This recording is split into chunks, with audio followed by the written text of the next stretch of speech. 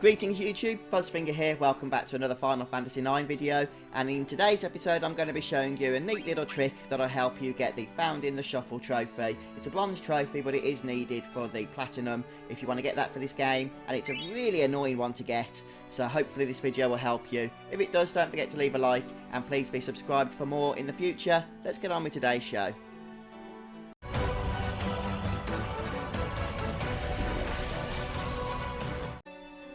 First things first, and I didn't cover this particular minigame in the Excalibur 2 walkthrough that I'm doing because there's no missable items to be gained from it, there's only guild rewards. But hey, it does have a trophy tied to it, and even though trophies aren't tied to save games, I do want to show you how to get the trophy because many of you will be going for the platinum.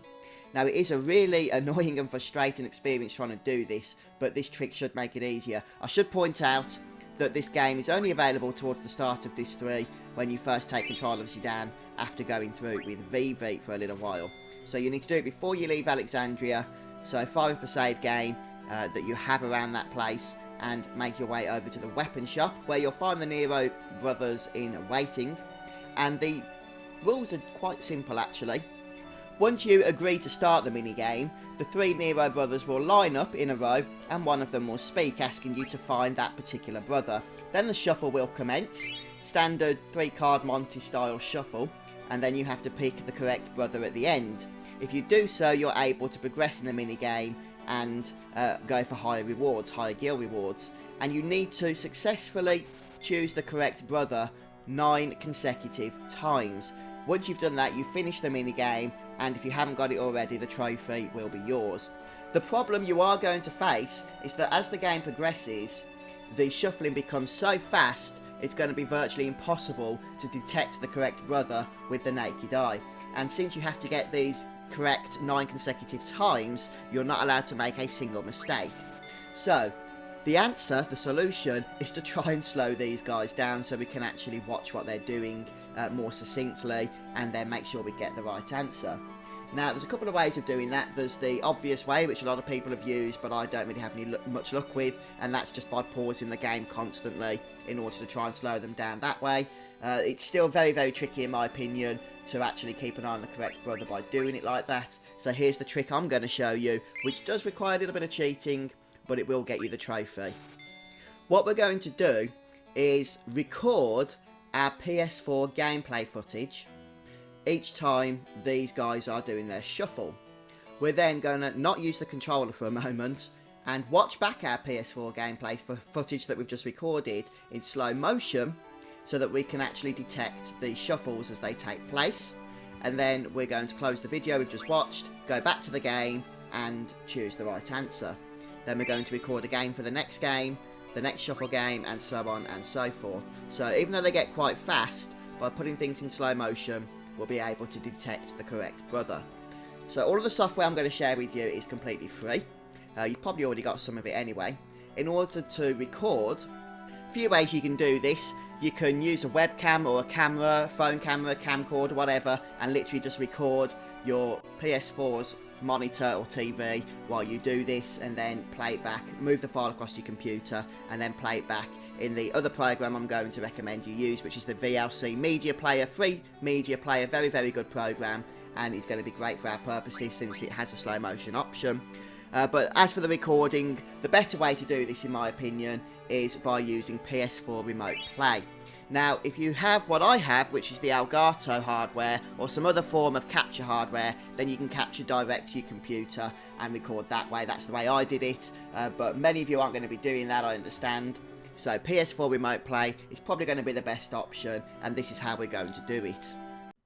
Right, so the first piece of software that you're going to want to be using is PS4 Remote Play, as I mentioned, and I have already done videos on how to set this up, but just briefly, just type it into Google, you'll come across the link, no problem. This is an official Sony application which allows you to run your PS4, stream your PS4 screen to your PC.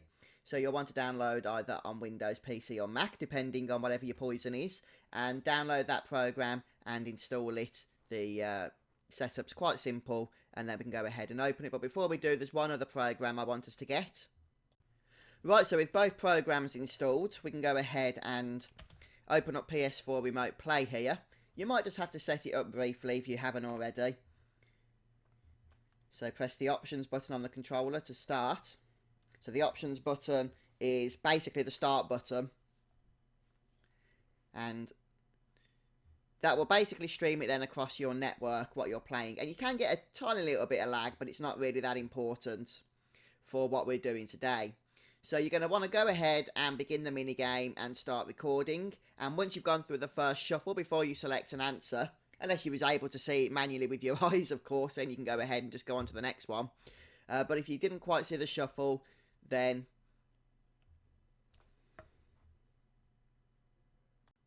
and that would be VLC Media Player. So a very useful media player, and it's free as well. So you can go ahead onto the website here, download that and install it. And there's actually one more piece of software, beg your pardon, that you'll need to get, and that's to record your actual gameplay. And for that I use OBS Studio, another free piece of software, and probably the go-to software for recording your gameplay. So Open Broadcaster Software is what OBS stands for. And you can just go ahead and download the installer here. So it does work with Windows and Mac. And so, you know, it'll work with the remote play that we're going to be doing. And what we can do with this then is set this up to record our monitor that the remote play is running off, so that we can get our nice gameplay footage. Okay, so first things first, you'll want to set up your OBS. I'm just going to bring it into view here. And you will get that mirroring, double mirror effect because of how I'm recording and showing you this at the same time. And what you'll want to do on OBS is, don't worry about this PS4 scene I've got set up down here. That's for something else entirely. You'll just want to set up a scene. I've called it main monitor. And then you'll want to set up a display capture under sources and just add your monitor, and then you'll be able to see your desktop and everything. And you literally just want to hit start recording when you're ready to record, and stop recording obviously once you want to stop recording. And that's pretty much it for OBS. The other one we want to use is VLC. So this will be playing back our media files once we've recorded them. And what is going on here? Oh dear me. That's more like it. So this will be our playback, and as you can see there's a speed option here which we'll be coming to in a moment. But before we do any of that, we need to set up PS4 Remote Play. So I'm just going to move OBS out of the way there, and we'll go to PS4 Remote Play, which is nicely installed. And you have to go through the setup with this, but I've already done that. And here we are at the Nero brothers. So you might get a little bit of lag with Remote Play, but it shouldn't be a big problem. So you'll want to make sure, I've got OBS just on a second monitor, but it is still open. You'll speak to the Nero brothers, and they'll want to play the game, and you can hit play and just start recording whenever you're ready to do so then. Okay, once you've recorded the game, hit stop, and if you couldn't see what it was with your eye, the correct brother, then this is what we're going to do. We've got our file that we've just recorded. I'll pick one of the random ones I did earlier, and we're going to open that with VLC Media Player. I don't know why it keeps going all over the place here, that's really annoying. But what we're going to do now is go over to playback. We can hit space to pause this at any point, that's fine, our play file. And we're going to hit slower. And you can basically slow it down as many times as you want to whatever you feel is appropriate.